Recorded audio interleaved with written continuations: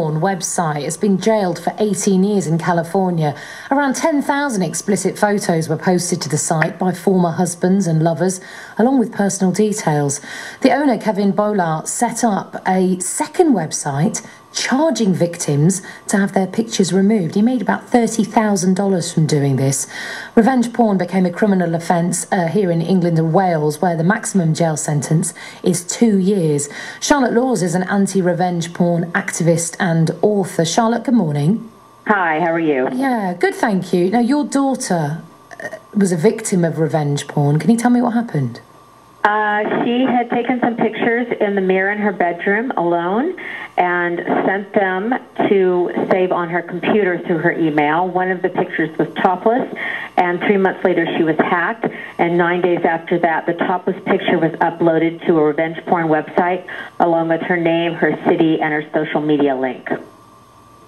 How on earth did she react to it, Charlotte? Well, it was devastating. It was absolutely horrible, and so I spent a great deal of time trying to get the photo off of the internet. In the meantime, I investigated that particular website and the website owner and came to the conclusion that there was a massive hacking scheme going on, of which they were getting into people's emails and stealing photos. I started an FBI investigation. The FBI arrested the website owner and the alleged hacker about a year ago, and the website owner recently pleaded guilty and will be going to prison for 2 to 7 years. And the hacker, we are still waiting for a plea deal from him.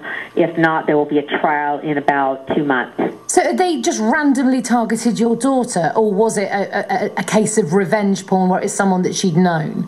It was completely random. It was a matter of whatever email they could get into. They would look for nude pictures. They would rifle through the folders. If they found it, it would go onto the website.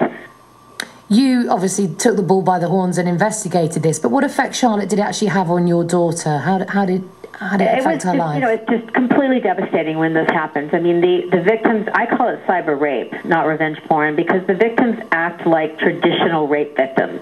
They go into the fetal position. They want to block out the world. They want to shut down their online presence. About 50% of victims contemplate suicide, and some girls, mostly it's females, 90% of victims are females. Some of these women have actually killed themselves, and some of them have attempted suicide. In fact, one of the victims of Kevin Bowler, who you mentioned earlier, one of them actually did attempt suicide, who had a picture on his website. So it's truly devastating, and I'm very pleased that the UK has a law, and I'm very pleased that we have 17 states currently in America that have laws against revenge porn, and we will be introducing a federal law this year. Did you, when you went to the police, Charlotte, after getting no joy from the website, did you find them responsive, open? Were they really aware that this was going on? The police are, in general, have not traditionally been suited for cybercrime. They're much more interested in physical crimes, so they tend to send victims away. We went to the police and they did the victim blaming. It was a female middle-aged detective who asked my daughter why she would take a picture like this if she didn't want it on the internet. So they did agree to investigate, which I was pleased about, because most of the victims have found that police departments are not receptive and they are unwilling to investigate. But I had a much better experience with the FBI.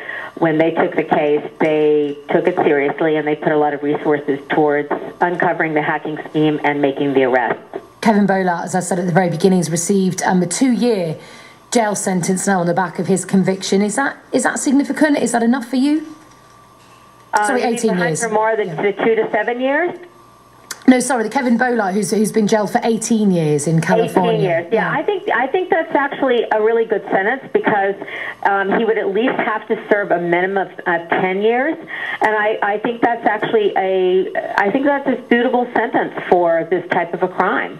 And now we have a law in California against revenge porn, but when he was arrested, there was no law in place. So do you think the UK should be looking at longer sentences? Because he's just gone down for 18 years. Here, the maximum sentence is 2. Is that enough?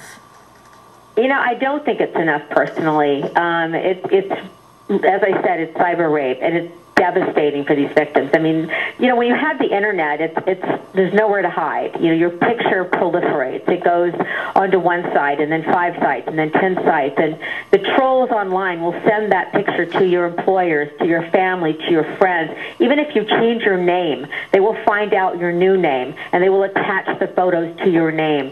So it's extremely difficult to escape those photos, and it can literally ruin someone's life. Charlotte, thanks very much. That's Charlotte Laws, who's an anti-revenge porn activist. Nearly 25 past 6 now. Let's have a look at the front page of some of the newspapers briefly.